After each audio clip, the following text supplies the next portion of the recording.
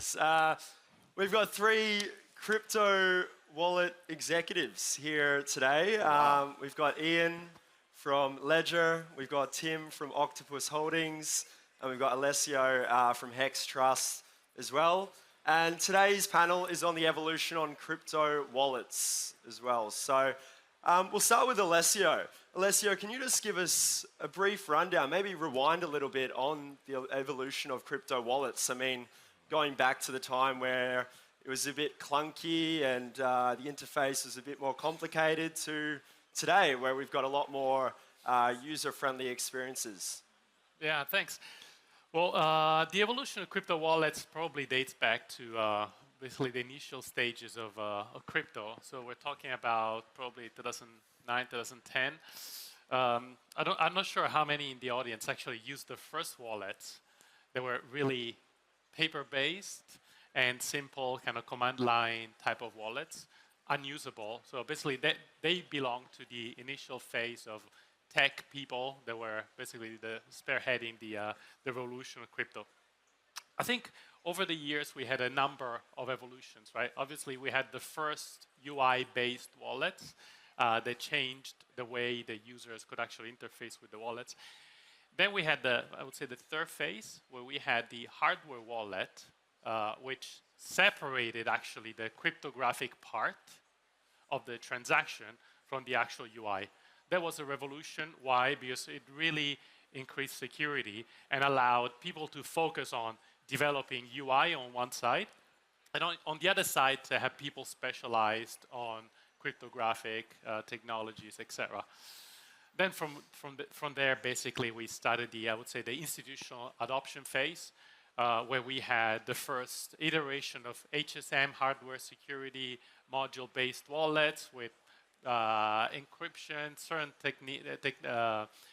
cryptographic technologies to increase securities, authentications, etc., as well as the last phase of MPC, where instead of having everything concentrated in one single point of failure, you basically distribute the secrets across different parties and probably distribute them geographically, trying to reduce the single point of failure. Next phase, maybe we can talk about it later. I think we basically are moving more and more towards wallets that are not in control of the actual user, so the self-custody wallets. We're moving more and more towards institutional wallets, where you have big institutions that everybody can trust, that basically hold your secrets and hold your assets. And yes, it's a little bit of a leap of faith, and basically it goes against a little bit the initial way that we were thinking about cryptocurrencies, but that's the current trend. Amazing. And Ian, as well, I'd be keen to hear your thoughts on how you found security features have evolved over time, and I guess what's the next steps now in ensuring we can protect users from hacked wallets and lost keys.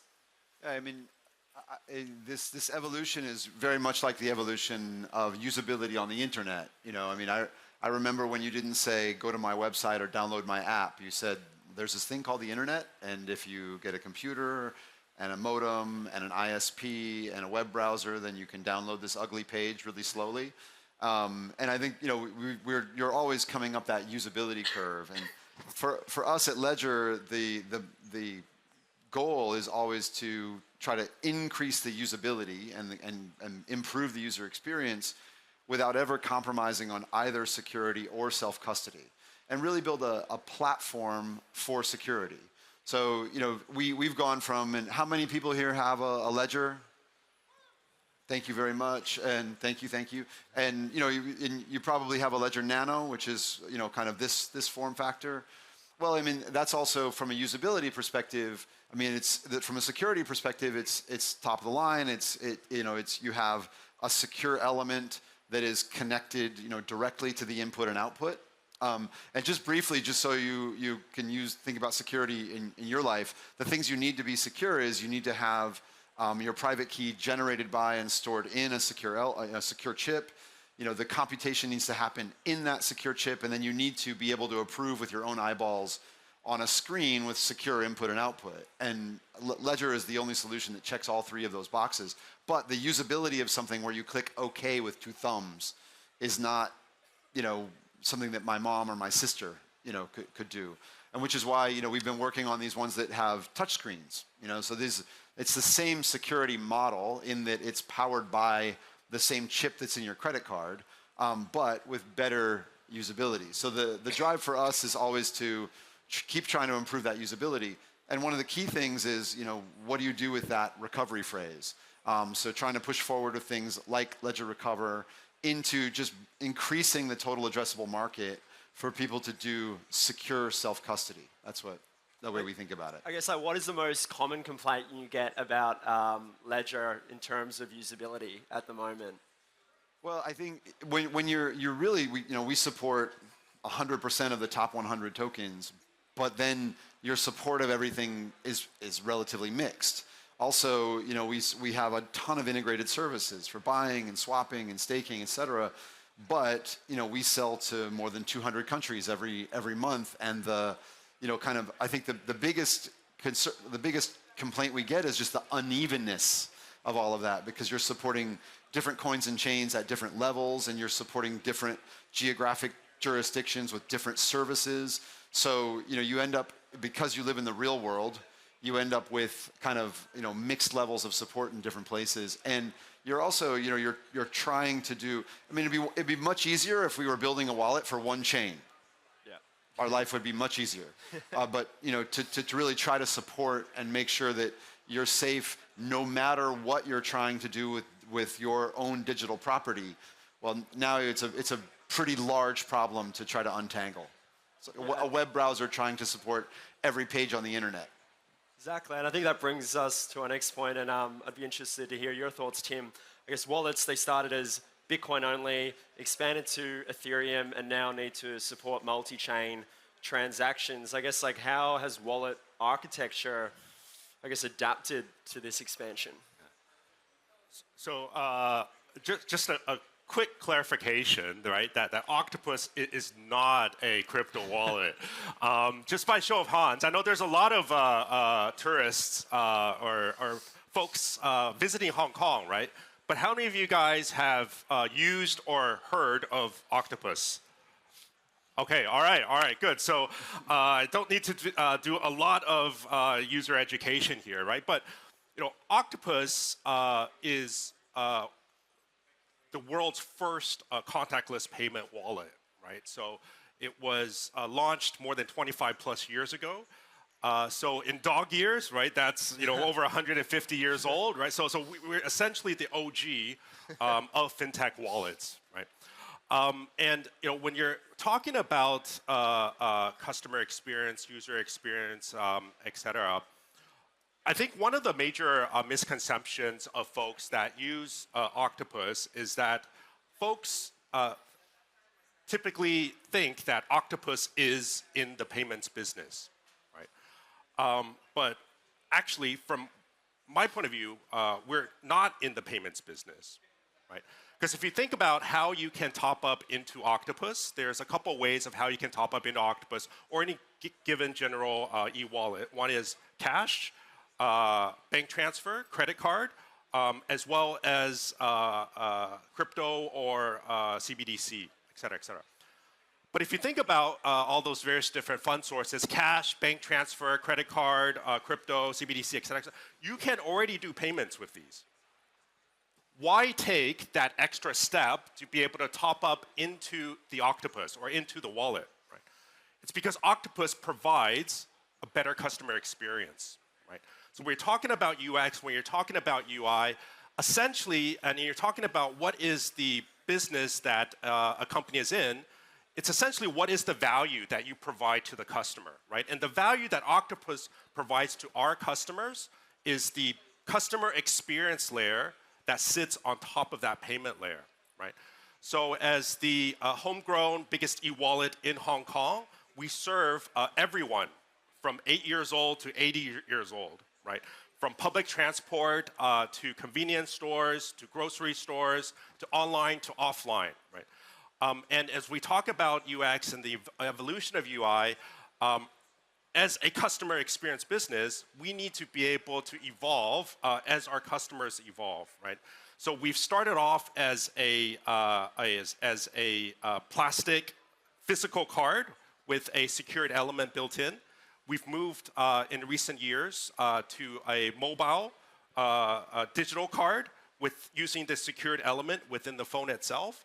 And as we move forward, right, we also want to be able to explore how can we leverage the distribution that Octopus has within Hong Kong to be able to act from a user experience standpoint as a bridge between the Web3 ecosystem as well as real-world use cases within Hong Kong itself. I guess interesting now to move on to everyone's favorite word at the conference, regulations. I guess as governments now impose more compliance, how is that going to impact wallet development? Be interested to hear from you, Alessio. All right. I think I'll be a little bit controversial on this. I think speaking to a crypto crowd, obviously a lot of crypto people are familiar with, I would say, very fond of self-custody, because that's how the movement of crypto was born. But we are heading towards a stage where crypto finance is basically merging into traditional finance, right? We're seeing institutional bringing capital in, investing especially in Bitcoin as a reserve asset, and we're seeing assets from traditional finance being brought to the blockchain. So what happens then? If you want to be part of the blockchain universe, and if you want to be connected to the banking rails, if you want to make payments, if you want to off-ramp your stable coins to your currency in your country and invest in investment opportunities, etc., you'll have to go through this compliant step, right? I think it's not going to take a very long time until basically every single wallet that is connected to the banking rails will have to be KYC'd. And regulated institutions like Hex Trust, we have to impose KYC to obviously all of our clients, but also we have to monitor all the transactions that come in and out of our wallets, complying with the travel rule, which basically mandates us to identifying the beneficiary of every single transaction. So once that happens, we'll be at a crossroad.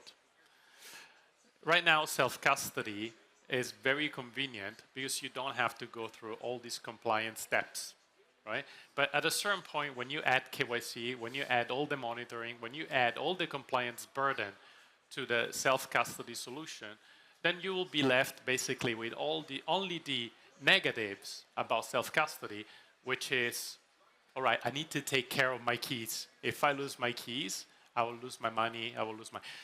So I think there will be a very important decision of, if I want to be connected to the banking rails, then I'll probably be more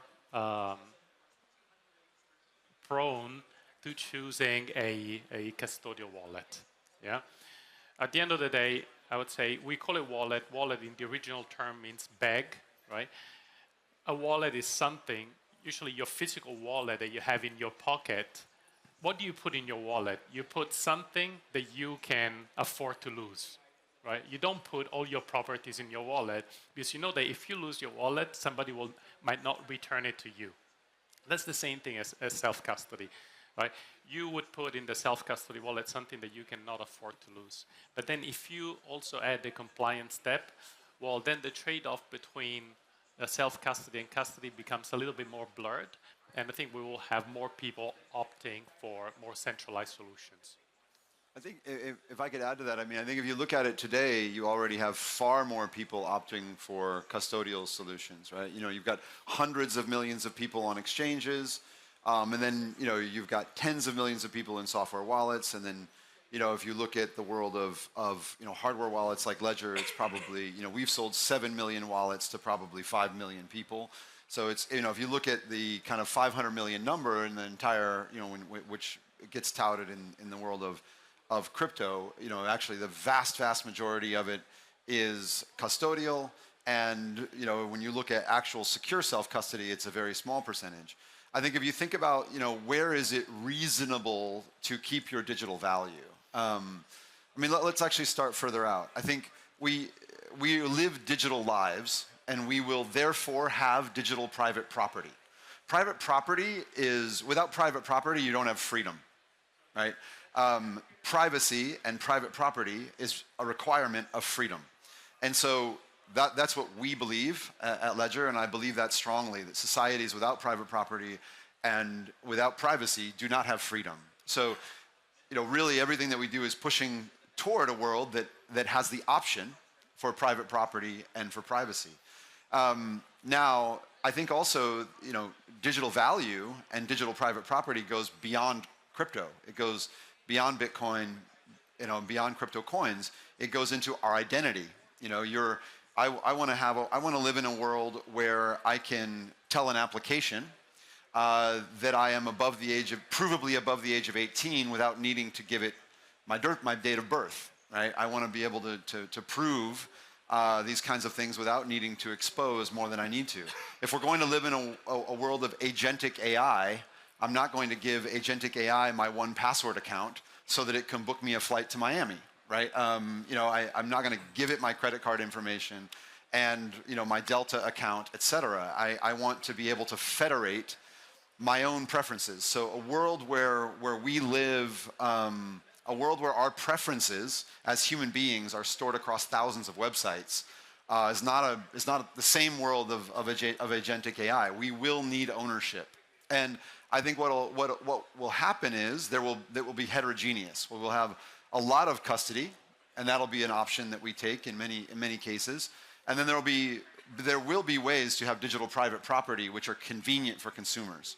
Whether that's multi-sig type of things that with a great user experience, things like Ledger Recover, which actually allow us to use our identity to back up our seed phrase. Those all have a place, right? It's not an either or. I think it's very heterogeneous, and our wallet is quite heterogeneous. If you look at what we have in our pocket, we have a mixture of custody and self-custody. I have a credit card with a high limit. I have a debit card with a low limit. I've got some cash. I've got some Metro cards.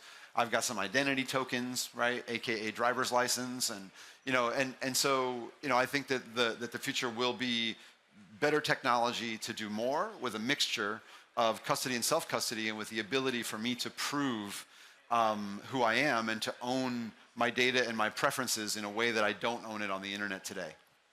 Tim, I'd be interested to hear your thoughts on the identity component to wallets as well. Yeah, so I think when we're talking about custody and we're talking about identity, right? And essentially, at the end of the day, what we're really talking about is control, right? And I think one of the common misconceptions of Octopus is that we actually don't operate on a centralized ledger architecture, right? We operate on what we call a truth on card architecture design. So the actual ledger balance isn't stored on a central database somewhere. It's actually decentralized and stored on the secured element of the 20 million plus cards that we have in circulation today, whether it's plastic or whether it's digital, right?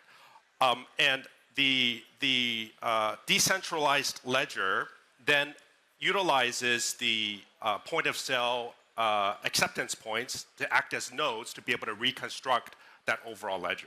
That's essentially the architectural design of Octopus, right? So we're one of the world's first decentralized ledger technologies, right? 25 plus years ago. I think when we're talking about custodial, we're talking about identity, and we're talking about wallet, I would agree here that, wallet isn't just a store of your money, right? It essentially is who you are. It's a representation of who you are, right? And when visitors, I think one of the things that surprises visitors when they visit Hong Kong is that they see that Octopus isn't actually just a payment tool. Folks in Hong Kong actually use Octopus to be able to go into their apartment building, to be able to enter their office premises, to be able to act as a membership card, to be able to track their loyalty points, or even to be able to act as a ticket to be able to enter events. So very similar to how Apple ID is the digital representation of the customer or the users within that Apple ecosystem, Octopus is the digital representation of folks in Hong Kong within the overall Hong Kong ecosystem, but using the secured element and using a self-custody architecture design. And obviously before, a lot of people here from Hong Kong already aware of Octopus as well. It can do a lot of things. It's very versatile. What can they expect in the future from Octopus? Looking ahead now, the next 12, 24 months. So I think one of the unique advantages of Octopus is the strength of its distribution, right? I think I was on LinkedIn the other day, and somebody posted a LinkedIn post, and what they said was that actually in Hong Kong, there's more people with Octopus cards than there are people with Hong Kong ID, right? And in terms of the amount of volume that we process approximately 120 billion per annum, right? Which is essentially almost 5% of Hong Kong GDP.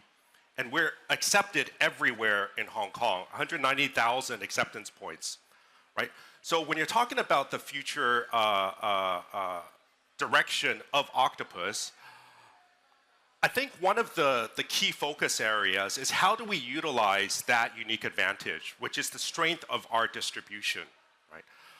I think historically, Octopus operated on a very closed-loop ecosystem design, right?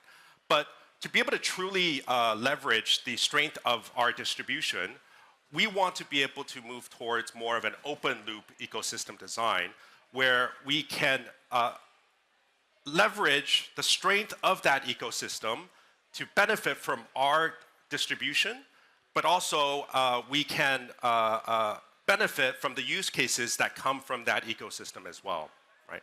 So I think there's a saying that it takes a village, right? And that essentially is the focus for the future direction of Octopus, right? Is how can we partner together with the ecosystem to be able to mutually benefit? And Ian briefly touched on it before. I'd be keen to hear your thoughts, Alessio. Obviously, mobile wallets have played a huge part in onboarding new users to crypto as well, but what improvements do you see needing to happen to really make it as seamless as Web 2 applications? So,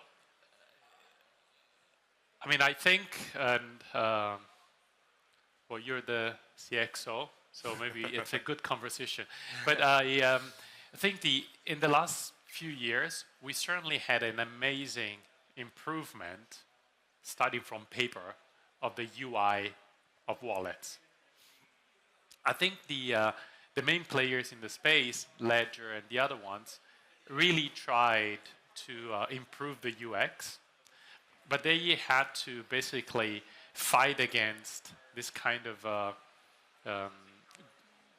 super fast growth of the industry, right? So all of a sudden, you don't only have three blockchain protocols, but you have, 150 to support. You don't only have one standard ERC20, but you have 30 standards to support your NFTs. Then all of a sudden you have all the additional services that didn't exist. Staking, right? Connectivity to DeFi, Web3, etc. that has to be supported from the wallet. Investment yield opportunities, etc.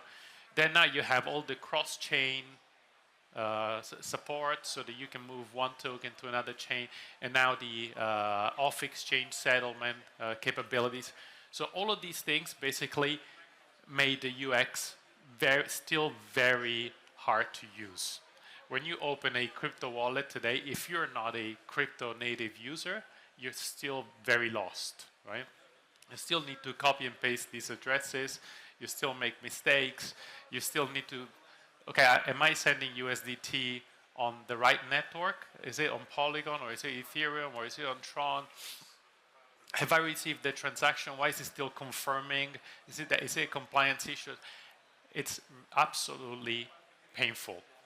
So somebody, it's not Hex Trust, but somebody, especially from the retail side, will have to come up with a revised UX where the user is really abstracted away from all these technological details that do not add any value to the experience of the user, but really make it extremely complex and painful and cumbersome to enter the crypto world.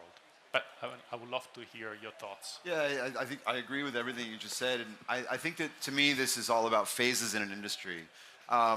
Look, I'm old. I started building on the internet in 1990, and I did digital music for 20 years. I was a part of Winamp. I ran Yahoo Music in the 2000s. I built Beats Music. I built Apple Music. And over that time, I went from ripping CDs at a command line. There's the paper wallet analogy, right? To hey Siri, play the Beatles, right? That's hopefully a bunch of people's phones just started playing the Beatles. I have an Android phone, so I wasn't nervous. And that's normal. Also, we went from hundreds of music tech startups in the early 2000s to basically 4 by 2015, right? So consolidation also happens over time. There was that time when there were transitions from kind of, AOL to the web to whatever came next, when, the web had to add CSS and all these things that were very complicated for web browsers to support and keep up with, and web developers to keep up with. But over time, you get, it gets sorted and it gets consolidated. So I think it is a nightmare to try to support everything that you just mentioned, and I mentioned it at the beginning as well. It really is just an incredible amount of work, and it becomes cognitive overload for the user, no question. But it doesn't scare me because I see it as part of the journey, and what you do is you just keep chipping away at it, right?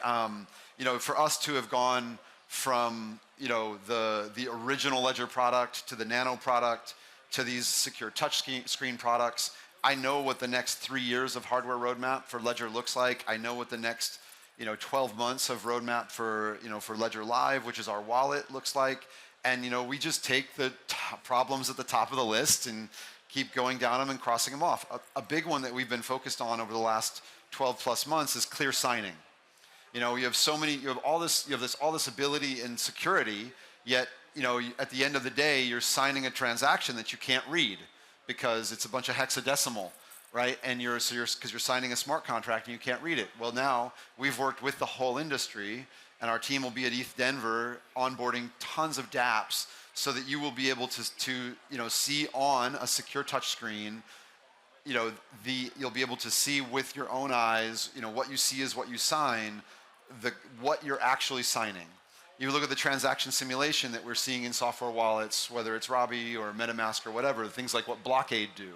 We're moving that onto the secure screen, right? So, if you go back 18 months, you're like, oh my God, you want to pull your hair out. What are we doing? We're blind signing all the time. And 18 months later, there's a real industry-wide solution to the problem. So to me, we can worry about it or we can fix it. It's the reality is that we are going to have digital value and digital property in our digital lives. And what you said reminded me, I think something that's underappreciated about what the founders at Ledger did, and I'll take no credit for it, but it's why I'm at the company, is it's the only open development environment on top of a secure element chip on the planet, right? So you could have an Octopus app on here because this is using the same chip that's in your card. It's an ST Micro secure element, but there's an operating system. You can update it over the air. You can build and add arbitrary apps to it. There could be an Octopus app on this stack, and it's the only open development environment that could do that. So, I would like to build that with you, actually, based on what you said just a second ago. But I think that to me is, I believe in the power of developers, and I think that over time we solve these problems. Also, I think there's consolidation. A lot of trees get planted, not all of them grow, and we're at this magic time in the industry when there's fewer than 1 billion people. When there are 5 billion people in this industry, there will actually oxymoronically be fewer startups. Right? It's what we saw in the world of the internet, and so I think this is all part of this timeline as we're sorting out what it means to have an internet of value. Amazing. That's a great point to conclude the panel discussion. Thanks, guys, for joining me. And Alessio from Hex Trust, Ian from Ledger, and Tim from Octopus Holding. Thanks very much, guys. Appreciate it. Thank you. Thank you very much. Thanks, guys.